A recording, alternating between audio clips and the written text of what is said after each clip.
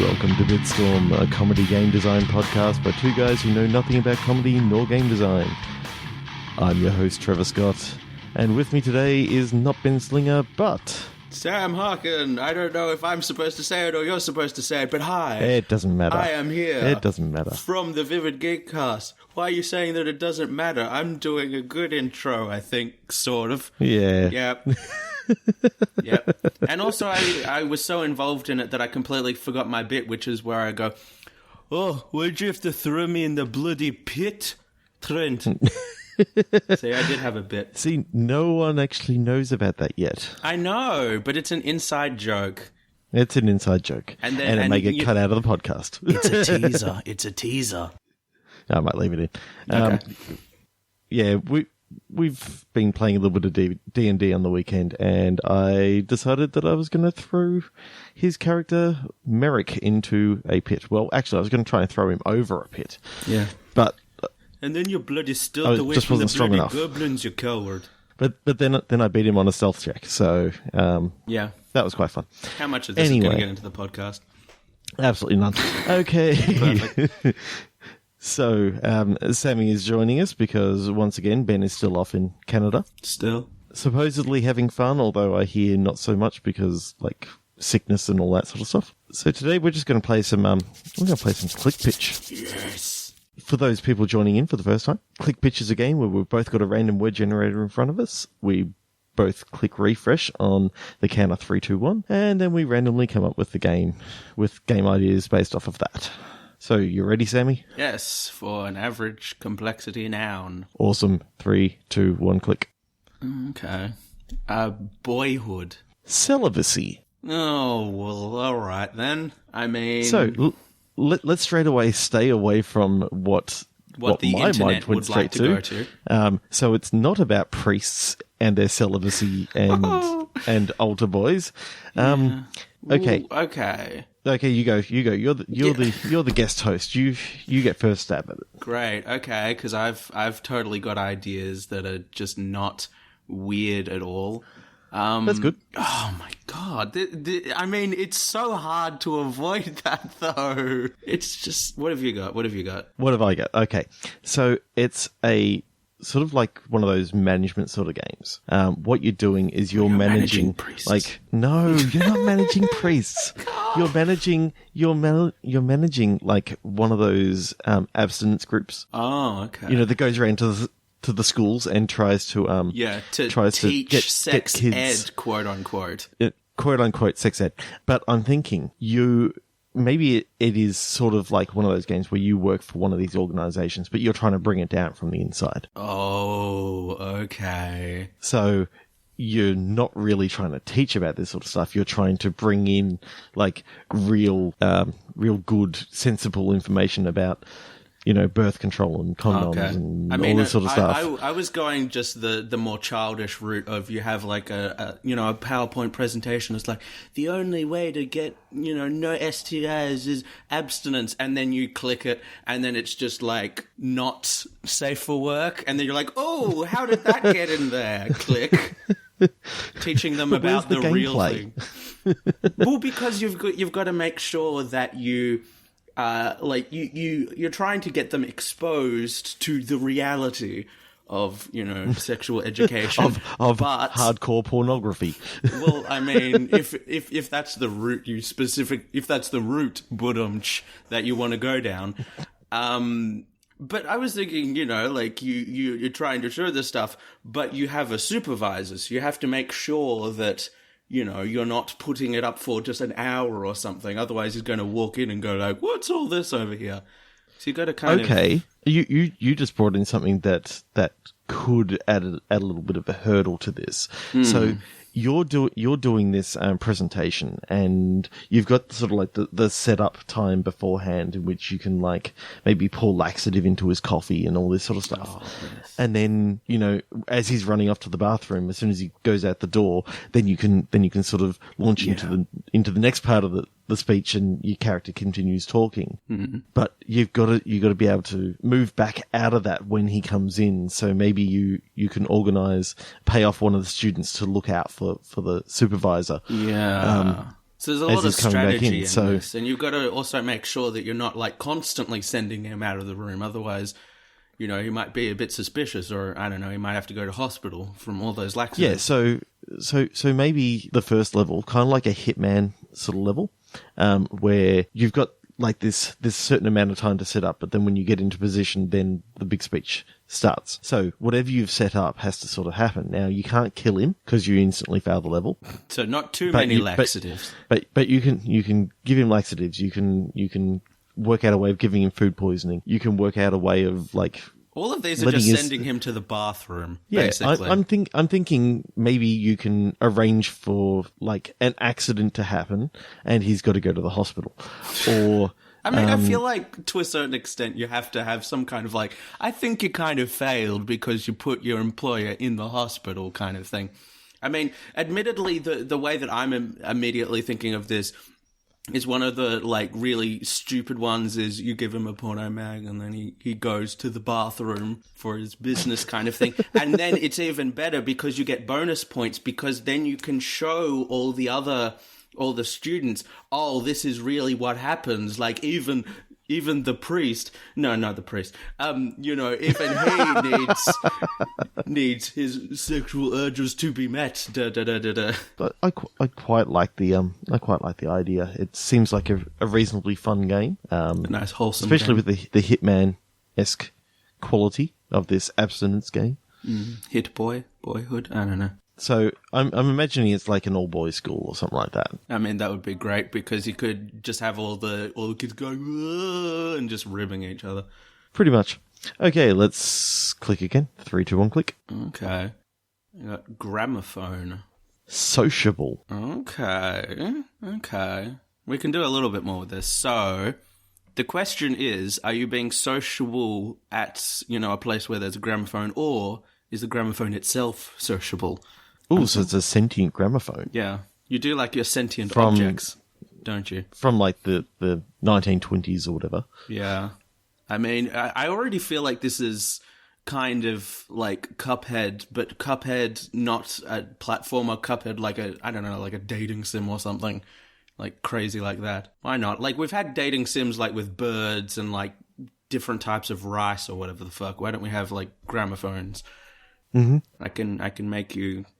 I can't say horny. That won't work necessarily. No. I can make you phony, baby. I guess you could say I was really phoning that one in. Yeah, that's pretty poor. So I'm reading here that it was originally sort of invented.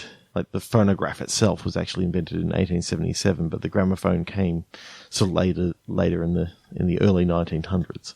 Okay. So I'm imagining this sort of world without cars and that sort of stuff, and you just sort of see the old school needle just bouncing up and down on a record when it first starts, and you sort of see a scene happening between a couple of different people listening to this record, and they're sort of having a conversation.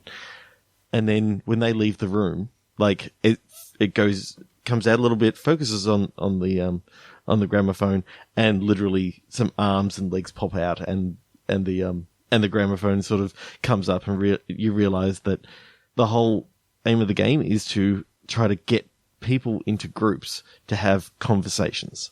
Okay. So your gramophone, it's just one gramophone that happens to go around the city and play the right type of music for the right type of people that are there, and basically then you see a scene play out depending on the sort of music that you're playing for them. If it's sad, then they start all crying. If they're happy, it's kind of like The Sims, but you control a control a gramophone. Think of to all actually the set narratives. Mood. So I don't know. I kind of think that's a little bit out of the box, but also kind of cool. Okay, yeah, I can kind of see that. Like, it's almost like a game where you have to interpret like the social situation, and then from there you kind of have to figure out like the right song. So if you play something up and jumpy, when everyone's crowded around like a kid that's been hit by a car, it's like that's a little bit tasteless. I'm gonna leave. I'm not going to... Actually, that would be even worse. It's just like, I'm not going to care about this kid that's been hit by a car because the music's off. It just ruins everything. I mean, that could be a really interesting game over, I guess. Yeah. But maybe, you can sort of sneak up to this kid's room and find out that his favorite song was actually this, rather jumpy number. So you play that and everyone goes, "Oh, he loved this song," and actually you're happy. But you could only find that out by, sort of going to his room and seeing his phonograph collection or whatever. Yeah, and you have like the one girl and the one boy like kind of sitting at the docks, and you play like a love song, and then they just inch closer together, and then they hold hands and all that kind of sappy stuff. Beautiful, beautiful stuff. So I'm seeing it as the maybe it's throughout the ages, so it isn't just the 1920s or whatever. It's just as you go on, the gramophone's looking older and older, but it's still performing its job of trying to get these people to the life be together. Of a gramophone, basically. But I'm imagining just the people's hands that it maybe goes throughout the time. So maybe it doesn't have to be a sentient sort of thing. It has to be more, you play the gramophone and you can choose the songs and that sort of stuff. But I don't know. I kind of like the idea that it can't really move around so much. Almost like a, based on what songs you pick, that will kind of change how this owner's life kind of goes on. Like if you play the love song kind of thing, maybe he falls in love, gets married or something. If you don't, maybe he goes down another path kind of thing. I really like that. And then maybe if you play too much like of the heavier classical music, they start going deaf. Getting into, I don't know, devil worship or something like that. Oh, what amazing branching paths. I could have got married or I could have become a Satanist. So it's like, you play this music and it's like the typical telltale thing of, Barry will remember that. You just put it in there tokenly, like, yeah, we all know what this is. Just up in the left-hand corner. And it's like, yep. I know exactly what they're going for here. Oh my god, but the terrible plot twist is like near the end, it's like Barry won't remember that. It's like, oh my god, Barry's got dementia. Oh, you just took it to a place that I'm like getting sad for Barry now. Yeah, I know. Barry and his family and like it gets passed down to his kids, and then his kids sell it to like an antique shop, and so it goes all this time without being played, and then someone buys it, and I know then you get the next part of the story. Yeah, it'd be really nice. Beautiful. Okay, let's click again. 3, 2, 1, click. Okay. I'll go first this time. Jogger. Maybe it's like your friends bet that actually it could be like a really dumb kind of fitness game where it's just like, I bet you won't jog for 5 miles or something. No, it's not good. You know what? I've taken this sort of idea of jogger, but maybe we could take it in the infinite runner sort of way. Okay. So it's an infinite runner or an infinite jogger, if that makes it better. It's but just instead of playing the runner, you are the antithesis of that, which is you play the level. So you're trying to stop the automated runner from actually doing stuff. Now, as you go, if I can't remember what the game was, but you can maybe start, kind of like You Are the Jetpack Joyride, how it's got different parts of the levels that sort of just come in randomly. Well, you can sort of put in, okay, we've got lasers coming in now, and your whole idea is to try and set goals and stuff like that is going to stop the runner. The question that I have is this versus computer or is this versus other player? Because I feel like other player could be pretty cool. Like you can just kind of, out psychological them and just like lead them down this path and like, now it's a dead end. Ha ha ha ha, I win kind of thing. Yep. So I'm imagining that the system's not going to allow you to just go, okay, I'm not going to put a platform in here. Basically, it's going to make it so every single jump is possible, but what you've got to do is sort of lay down traps that are just going to make it increasingly harder. Maybe you have like dodgeballs or something, like something you can throw at them, and you can make it all twist around and stuff. Yep. That sounds pretty cool. Maybe you can not only have you got dodgeballs, but you've got like dodge walls where you basically throw a wall down and it's like, okay, they've got to try and jump down and you're trying to trap them into this area that they physically can't get out of. I mean, that just sounds awesome. Dodge walls. Like that sounds just like such a bullshit move. I know. I'd love to do it like you keep throwing balls and then just like 5 minutes later you just throw a wall at them and they're just like, what the fuck was that? Excuse me? You can throw a fucking wall? Okay. The game's actually just called Dodge Walls.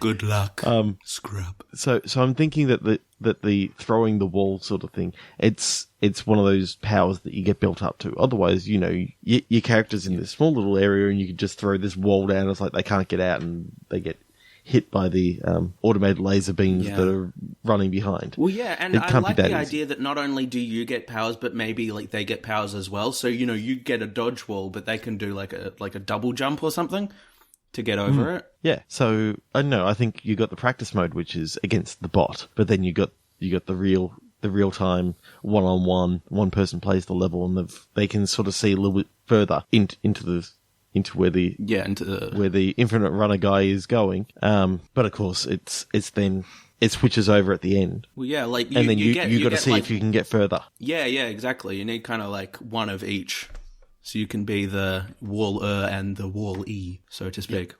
And then if you both get to an approximate same distance or an approximate point score, then it's sort of a tie, and it goes into like a sudden death, a sudden death. Just round dodge walls for everybody. Well, what I'm thinking in that is you've got like WAS and D on one hand that you're dealing with your character on the screen, and on the other hand you're trying using the mouse to try and place down items in your own level. So it's basically you've got to be dealing with what they're putting down as well as what you can put down. Holy crap, that would be amazing and terrifying. I'm into that. I really love that idea of you see further ahead, but you've also got to keep your eye up on what's happening up there and throw down a wall every now and again. Oh my god, yeah, I legitimately want to play sudden death mode now. In fact, I think that could be an unlockable mode that you can go into just only sudden death. Yes. Totally need that. Because I think that's actually a better part of the game. Yeah, I mean, the sudden death mode is... It does. Oh god, this is so hard. You're moving your character around and all you can do is jump and all that sort of stuff, but you're also, down here trying to set up your perfect trap, and it's like, oh crap! Okay, I've got to set a little bit further. Yeah. And all that sort of stuff. And it would be really cool because you'd see kind of like the dynamic shift really quickly because, one of the people is not putting down things fast enough and the other guy has enough time to put like 5 walls up and you're like, oh my god, everything's changing now. That would be crazy. And it needs like maybe just like a hint of rubber banding so you can kind of just see it go all crazy one way and the other. Oh my god! Oh, and you actually see the point score kind of like the old like Guitar Hero battle mode. That too. Yeah. Well, I don't play DDR, so if someone could please make this, that would be literally the best idea I've ever seen. And we just started from like anti and jogging, and we got all the way here. I'm very proud of us. Yeah, and. It was your idea of the No, it wasn't. Push me a little bit further into the sudden death mode. Well, unless you want to try and combine this with like actual people running, which I think would be illegal on so many levels and unethical. I think you did this. We could do the next best thing and make it virtual reality. Oh my god, yes.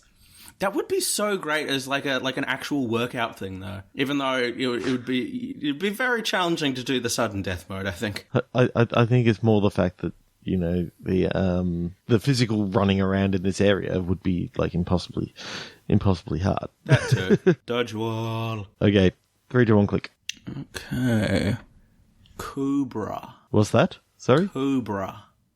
Cobra versus Collie. Oh, a battle for the ages. Yes, Cobra versus Collie. Okay, so are we just immediately going to like kind of Street Fighter but with like weird controls kind of thing? I think so. It's like Snake Pass versus, I don't know, like four-limb quap.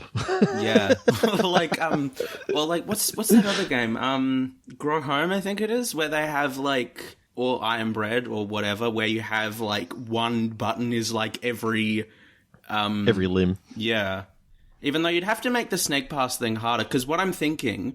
Because we started on fight, would it be better if we went to like a race, because it would be, you know, more feasible?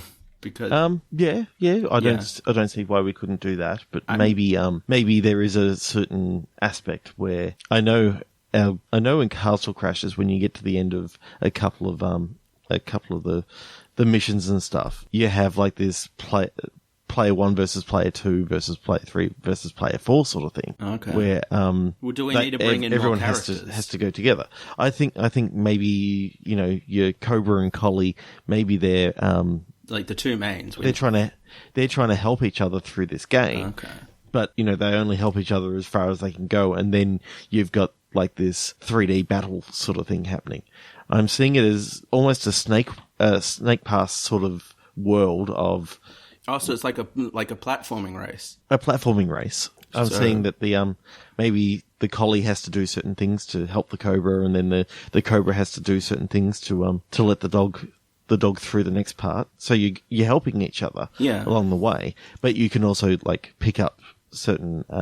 Can you have like additional friends? Because I'm just imagining like how many different like leg configurations can we have? Like, can we have a flamingo where you have to be like have your balance right, otherwise you just like smash your head into the floor, kind of thing. Oh, so now I'm picturing with the flamingo, you can move them around, but if they stay still, then you got to do like one of those what's it called, the balance tricks from Tony Hawk's, where you got to try and keep it in the center. So like anytime you want to stay still, you have to be doing that.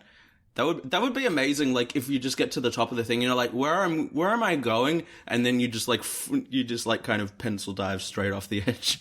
You're just like, well, I have to start again. Oh my god. So yeah, I'm imagining this amazing 3D platformer. You can have like up to well, maybe you can choose between a whole heap of different animals, but you know the ideal ones are it's built around the Cobra versus the Collie. But I'm really imagining that they've got to get through this area. When they get to the final area, you've picked up all these power-ups along the way, so that when they actually start fighting, they've got like Mario Kart style power-ups that they can access. That, and oh my god, the Collie used a chair. You just get the WWE style. We need the WWE commentators on that. I'd love it if it basically just they both turned into wrestlers. So you just have the Collie, but he's just like this giant beefy guy with like. with just like still a tiny face. With just like a tiny face. Yep. Still on all fours. And versus the King Cobra, but it's like he's got no limbs and he's just like snaking around on the ground. Yeah, and you know, as the fight starts, you see, you know, the King Cobra, he's got his crown, he's got his little cape thing. He's like doo, doo, doo, and he just slithers on. Oh my god. There's so much wonderful wrestling bullshit that we could just put into this game. Yep, you can do it that way, but there's also like that's maybe the special edition levels, but then you got the normal Collie versus King Cobra sort of thing where it's more of a strategy of how's the Collie going to get around, bite the snake on the neck, and you know just sort of whip its head back and forth trying to beat the snake, whereas the snake just has to come in and just dart in and bite the collie. Should we have like the wrestling thing as like a Frog Fractions thing where like every 100 times you do it, it's just like it's wrestling now. You can just deal with it, right? Yeah, I kind of like that. That's cool. That'd be brilliant. or like on the last level, you do that. That's like your reward. It comes out of nowhere. Yeah, I kind of like that. You just get smashed over the head with. Now we're doing a wrestling game. You know all those combos and stuff that you've learned throughout the whole thing. Well, they mean nothing now. Yeah, the Cobra can now do a pile driver for some reason. Awesome. Let's click again. 3, 2, 1, click. Oh, get to the chopper. Plowing. Chopper plowing. I mean, they seem very related. Let's just make Stardew Valley again. But you don't get a scythe. You have a helicopter, and what you have to do is you have to get into it. You have to flip it upside down and use it as a scythe. That's how you cut your wheat.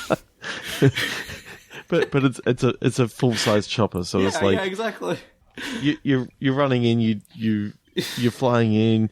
Maybe you have to turn it upside down. You can do the really really heavy forward motion, and you're just using the edge of the blade just to take out, not to destroy your entire fucking thing. Oh god. You got chopper strafing and plowing out the ground. yeah, plowing out the ground. That's one way of describing what happens when a helicopter puts its rotors into the ground at high speed. Oh, I'm now picturing like you fly your helicopter to the field and you hook up via like a tow cable sort of thing, the actual mechanical plower, and you've just got to sort of hover and bring the plow forward and not go too fast and make all the holes, and then from the chopper you've got to be dropping all the seeds down into the hole. Yeah. And then you got to go back over and fill it in. You have to tend to your chickens. You have to try and delicately pick up the eggs with the rotor blades. You just try and blow it out of the coop.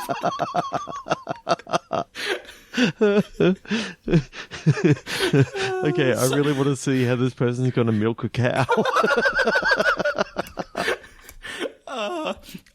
The countryside, so peaceful.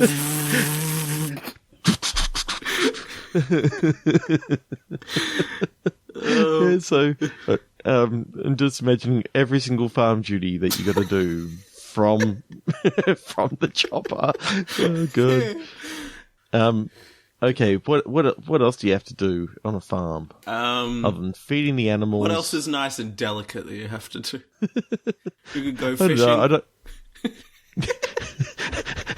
just lazily throw the rod out over the side of the chopper and just keep the hand on the control stick, just keeping it steady. Keep it steady. Oh no, you pulled it out too much. Okay. You don't actually have like a sheepdog. You've just got like the helicopter that you got to round up all the sheep with. You will get in line. You just blow them into the paddock. Oh no! This is like the key level where you got to shear a sheep. Oh no! You just gotta like tie him down. Just like it's okay over the sound of the rotors. Oh jeez. and just because I think you can't go any worse than this. Yeah, come on. So this is going to be the last thing that we need to talk about, but Mama Cow's having a little bit of trouble giving birth. Oh no! Yeah, just wedge it in there and just kind of jimmy it out. Throw down like a noose or something and help get it out. I think we're gonna do a C-section. Oh no!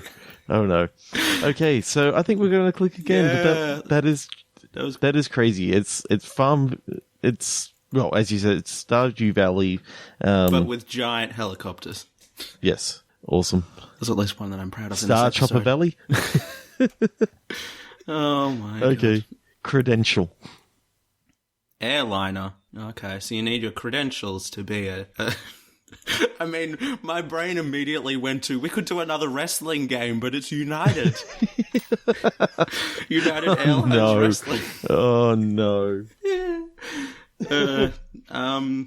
So I think maybe... Not too topical. Okay. Go ahead. No. As in, it's not too topical talking about United Airlines and wrestling. Yeah, it doesn't have to be United. It could be You-minded. You might'd get a pile driver.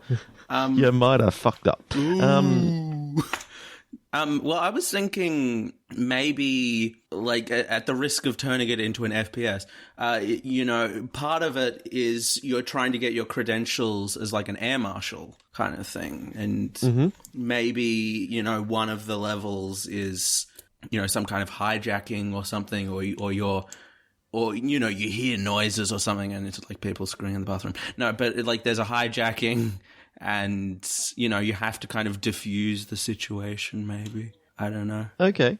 I don't know. That was just an idea. Or it could be, like, I was picturing a point-and-click adventure game where... Of course you were. You're a pilot who has misplaced his credentials, and so he's sort of doing a sort of retracing his steps a la Dude, Where's My Car? Dude, Where's My Credentials? Yeah. Dude, Where's My Credentials? And he's literally just retracing what happened last night.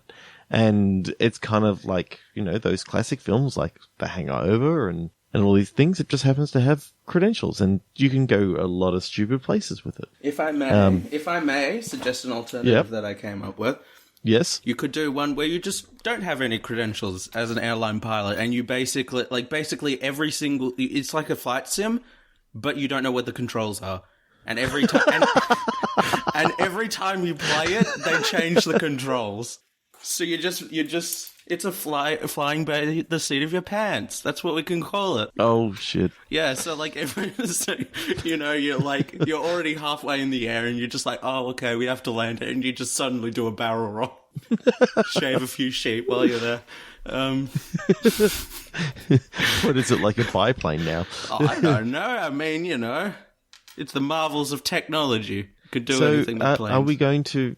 Is it going to be one of those games where, you character sitting in the cockpit and up comes a randomized cockpit, and literally you control it by hitting the key on your keyboard that corresponds to the thing that you got to do, and then you're suddenly like, oh, okay, so that controls the altitude kind of thing, and this makes us do a flip suddenly, and then. The next time that you come in to play it, all the things may look the same, but all the keys are switched around on the keyboard. And maybe every so often they change what the meters are or something. Yeah. Just to screw with you. Or they change the positions of the meters, or suddenly you're flying a flying saucer or something.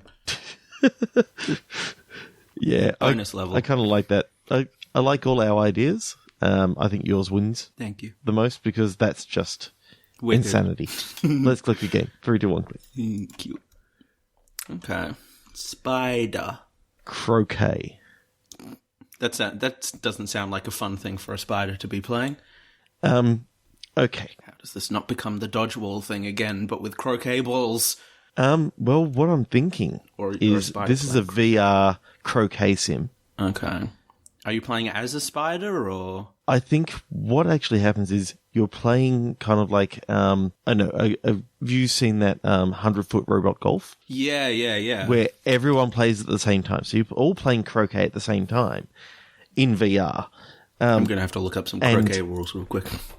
And as you're playing and trying to get under the hoops and all that sort of bullshit, whatever the rules are, you got big ass fucking spiders coming at you. Oh.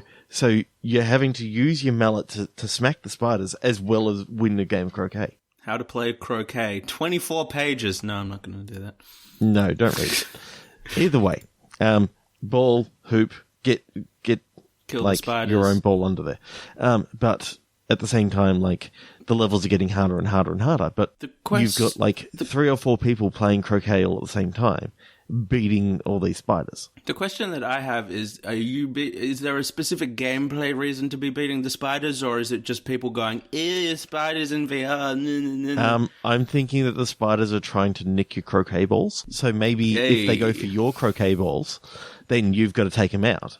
Okay. Because it turns out that in this game, the croquet balls are actually spider eggs. Oh, okay. That's why they're going after it. Yeah, because you're an idiot and thought they were croquet balls. I mean, I was immediately thinking in a completely different way of like, they just start crawling on your eyeballs and stuff, and then they affect your ability to see. But that would probably freak people out too much. Yeah, I'm just imagining it in the VR headset, and you just get the silhouette of a spider over one of your eyes. You're going to like want to rip that thing off your head so goddamn fast. Well, no, because that is literal nightmare fuel. That would be great. Like it's croquet, but there's just jump scares. Croquet with jump scares. Just like, why not? Everything's got jump scares now. Let's play some fucking croquet. You just you turn to your side and you realize that you're playing croquet with Slender Man. Just like, okay. Oh, I'm just imagining that like spiders are only one of the things, but you know, if you don't keep an eye on this one, like maybe I can't remember what the game was. There was a VR game where there was this girl sitting in a chair, and if you didn't keep your eye on her, like she'd get closer and closer to you. Oh. So you're playing croquet, like, and then you turn around and she's just slightly slightly closer, and then you're like trying to get your ball through and win the croquet. So that's great. So you just have to like not look at the ball as you just. Is it? Oh wait. So the way that it works is, in order to like pass a hole, you have to like get it to the hole, or you know, whatever the hell it's called. You have to do that before she gets to you. So it's basically like you have a time limit to be able to do it. Oh my god, it's so evil. I'm just imagining that that's one of the levels. Like the spiders are one of the levels. You've got you could literally do like PT. You could do Resident Evil, and it's all just you're playing croquet, and you've got these horror things that happen at the same time. So then you got the zombie level, and you know, there's just here's the thing. Like I was joking when I said Slenderman. What about if you had kind of like the girl one, like you have to keep looking at it, but it's like Slender, so it like moves. So like it's like right there, and then you have to like look in the other direction and just kind of follow it. Oh my god. I'm getting freaked out just like talking about it right now. Yep. I'm just imagining how good the audio is going to be.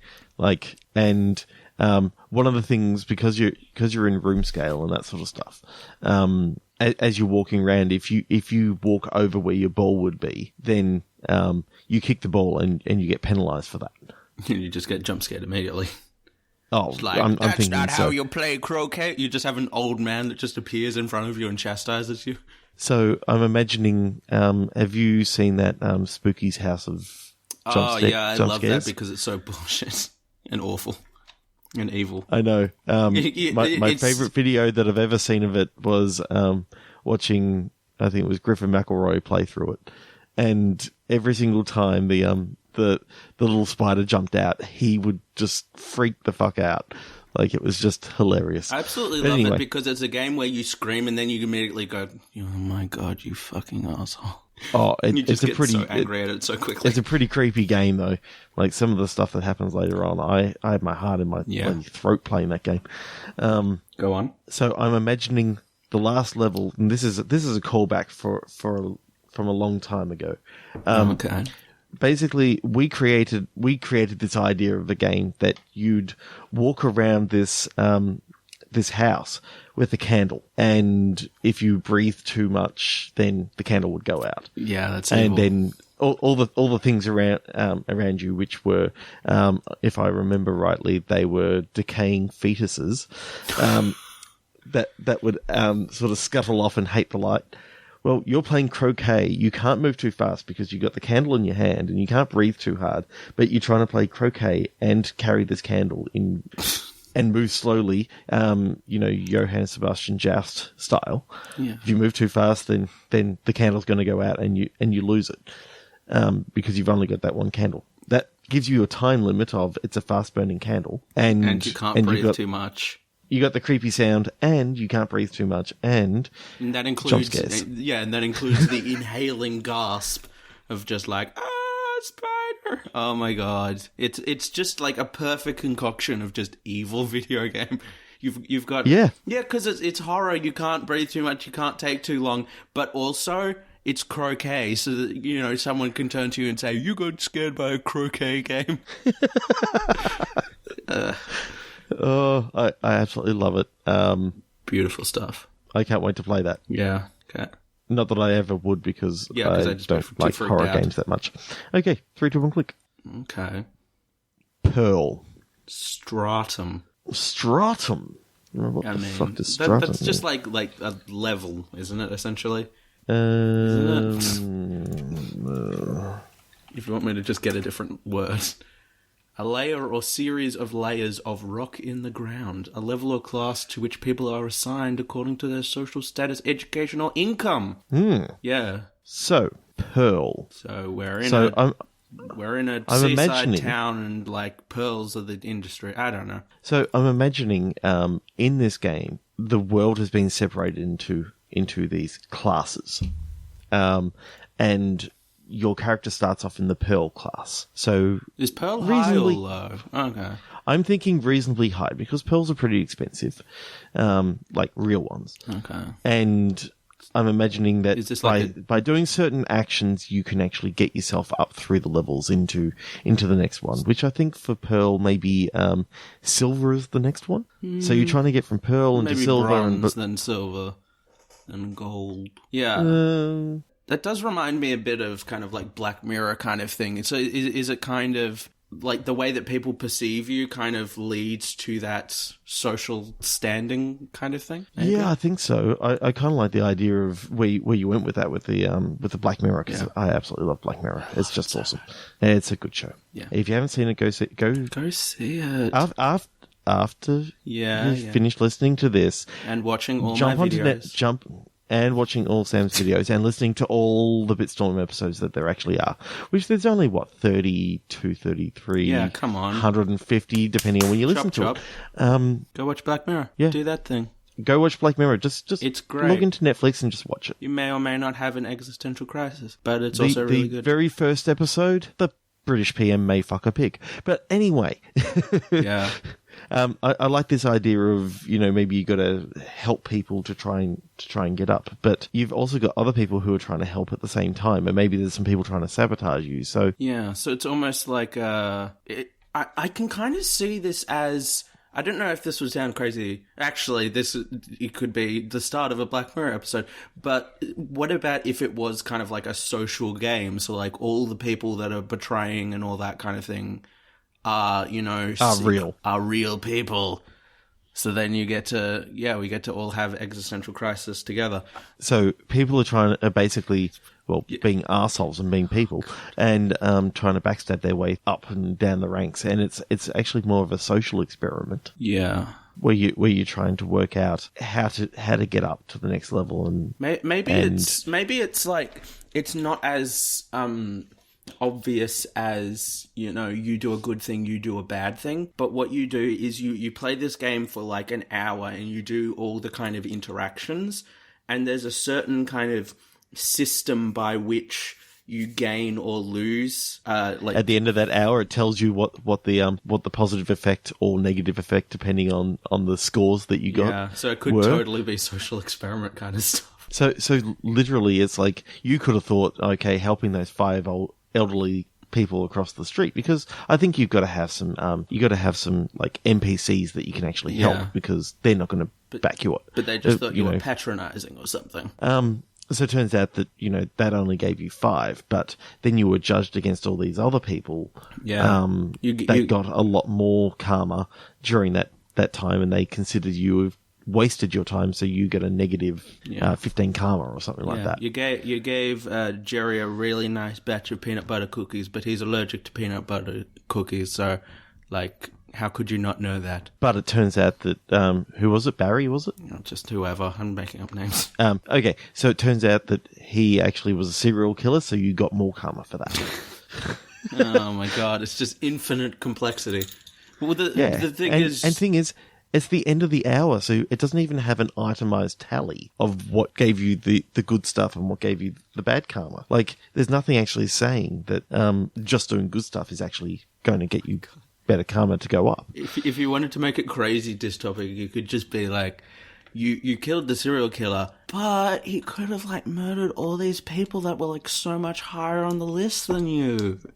So, I mean, yeah, I guess you did good. So, is this a perpetual multiplayer game that you're playing? Maybe like an MMO or like, something. It's always online. It goes with a day. It goes with a day-night cycle based on your locality in the world.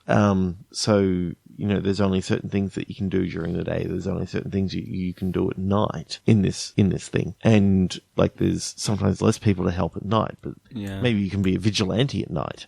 And that's one of the things that you've decided to do. You just become Batman just because. Yeah. I mean, I was about to say this is becoming hilariously similar to real life. There's a day-night cycle based on where you're located. Yeah. Everything, yeah. All these but NPCs. This is like not Second Life. It's Final Life. Final Life. That sounds very ominous. Like, this is your only life, and I hope you don't fuck it up. It's got permadeath in it. Yeah, I have always wanted to have like a game like that has permadeath, and like you just kind of find out like at the end, and then you're just like, oh shit, I guess I can't play this anymore, kind of thing. Yeah. I'm thinking maybe it should be a game that you've got unlimited lives. We never said that it would be the same character's life, though. So you start from scratch again. Oh my god, what about if, like, when you come back as like one of the NPCs that you bullied just for like the moral of the story? Moral of the story. Be good, but also, you know, work out your way of getting out of Pearl. That is effectively what you're attempting to do. Yeah, but you end up being at a lower stratum because, you know, that guy got bullied and stuff by all the mean people with their high Pearl ratings and everything. Mm-hmm. And all comes back around. Okay, so now I'm just wondering, like, you know, Pearl is like the 30th anniversary. Yeah. So I'm just wondering, are you going to go a completely different direction? And no, I'm just wondering is if you're in, say, you start off in Pearl, and you're trying to build your way up to finally, what's the 90th one? Granite. Wait, what? Seriously? Yeah. The 90th is Granite. Well, traditional UK. That's pretty disappointing. And I got you a rock for your 90th anniversary. But, you know, you can end up all the way down in Cotton, which is like the first year in traditional UK. May I ask, like, what are the odds that anybody has ever gotten to a 90th anniversary? Oh, pretty low. Pretty fucking low. You have to be getting married, you know, teens to 20s. Pretty much. If you're getting to diamond or platinum, you're not getting much further than that. Yeah, might as well just pack it in. In this game, your idea is to go up through the levels and eventually get to platinum. I think we can stop at platinum. Yeah. So you start, and then you die, and then you're just like, was it worth it? Was it worth it? You're really fancy in your social standings, but you're also dead. So, sorry, I can be very macabre. I'm thinking that, yes, you can sort of go around to help people. You can also be a vigilante. You can also be a serial killer if you really wanted to. And, you know, depending on how you go in this life depends on, at the end of each hour, you get given either a positive or a negative ranking depending on how you performed. And if you're being like really shit or something, they just send you to hell and it's just like a blank red screen. Okay, let's click again. That was run this course. 3, 2, 1, click. What? Westerly. That seems like a lemon. Planner. Westerly planner. So what, are you planning like the air currents or something? Planning, you're like God and you plan, like, it's like, you know, like chaos theory and all that kind of stuff? I know of it. So it's basically the idea that like tiny little changes can have like really big dramatic effects. And, you know, the whole, the classic example, like the butterfly effect, is the whole idea that a butterfly that like flaps its wings in one part of the world, like displaces air molecules a little, and that can lead into like a tornado somewhere down the line. So it's kind of like it's kind of like a simulator of like the weather. And what you can do is you can move like some of the like patches of air, and you have to kind of try and do things so, you know, there isn't just crazy destruction. So if you move it like in the wrong place, it might start a tornado, and like you're like, oh shit, okay, I'm going to kind of push this thing down here and move this, and there's like a whole strategy behind it. Cool. And you have to try and keep it like either you have to try and keep it, you know, nice and calm and harmonious, or you can just, you know, go the whole arsehole route and just like be like doomsday, yeah. Move all the air currents. I don't know, that's an idea. I quite like that idea of maybe you can also by changing some of the currents you can actually adjust like how like a stream that is forming. Yeah. A stream that is forming, you can actually, you know, sort of by changing the wind pattern slightly, you can change how this stream cuts this mountain. Yeah, like you make it rain more in one area, and like the river kind of floods and like changes direction and stuff because of that. I kind of like that. And just with, you have a look at something like what's it called? Almost the Grand Canyon. Yeah. The Grand Canyon originally was just like a flat area. It was being eroded over time, and through wind and a stream and all this sort of stuff, it's just sort of created this massive canyon. Well, you could actually... You can make your own Grand Canyon. You could have like a speedy uppy sort of thing that you can sort of sculpt what you want to do. And it's almost like a universe simulator, but it's only like you're controlling the air of Earth, and somehow, you know, you can like kind of like if you do like it in a certain way, then all the like oceans flood, and like, you know, the continents change size and all that kind of stuff based on what you do. I like that because it's kind of it is kind of chaos theory. Like, you're changing just one aspect of the planet, which can then change everything something else on the other side. Yeah, like just by changing this one wind pattern and causing, you know, all I wanted to do was, you know, create a stream by pushing this water with my wind, or however you've decided to sort of start tidal waves and hurricanes and everything. You're causing havoc to the other side of the world, and maybe you've caused this massive desert to appear on the other side of the world. Yeah, you know, I quite like it. I like it a lot. Can't believe we got that from Westerly Planning, but all right. I can't believe you got that. That's all you do. Yeah. That is all you. Okay, I reckon we've got time for one more. All right. Let's make it a good one. 3, 2, 1, click. I don't know what that word is. So click again. Okay. I still want to look up what it is. Oh, that's a type of rash. Okay. Yeah, let's not do that. Doesn't work with my word. Conciliation, I should say. Dismantling conciliation. Okay. So you're kind of, maybe you're trying to like unapologize for something, in essence? Okay. I don't know. So I'm seeing this as a political thriller. Oh, yeah. Where you are trying to dismantle a peace treaty. Oh, okay. Yeah, I so can see that. There's sort of, you got these two areas that are coming together. The peace treaty you don't see is good for your country. Okay. And so what is it, like an economical interest kind of thing, you know? Like is it you just think it's not going to be good for the country, or do you have like some kind of personal thing, like is this going to be all corrupt politician kind of thing? I think it's a corrupt politician sort of thing, except the corruption is actually happening in this peace treaty that so you're the good guy, and the people trying to get the peace treaty going through are the bad guys. Yes, because in this particular peace treaty, it basically is eventually going to start another world war. Okay.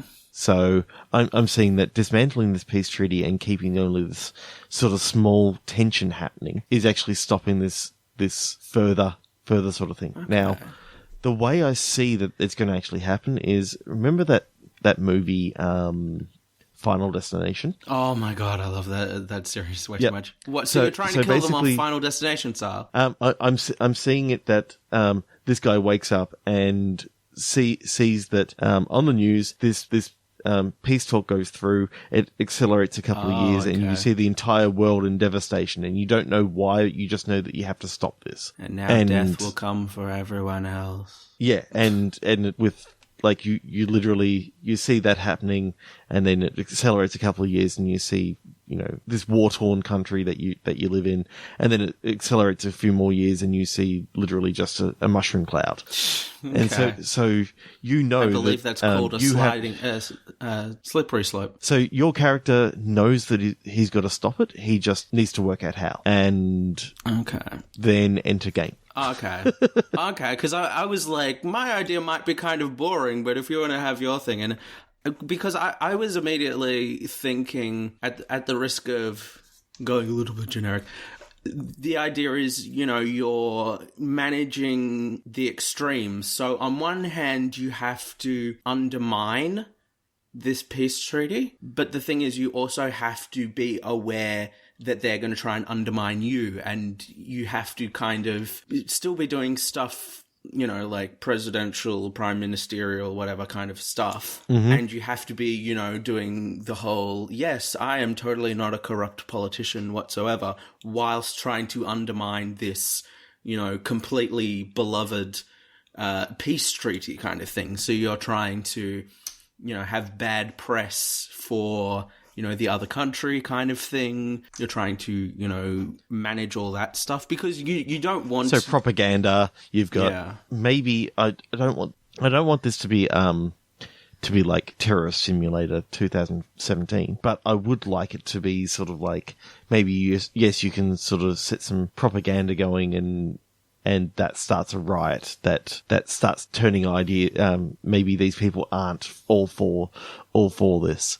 So, I don't know, maybe you could be playing both sides to try and get it so that both sides aren't actually for this. Yeah. But I think maybe as a twist, and those people who want to play it, just forget that I said this after you hear it. Maybe all your actions actually force this peace treaty to go into action.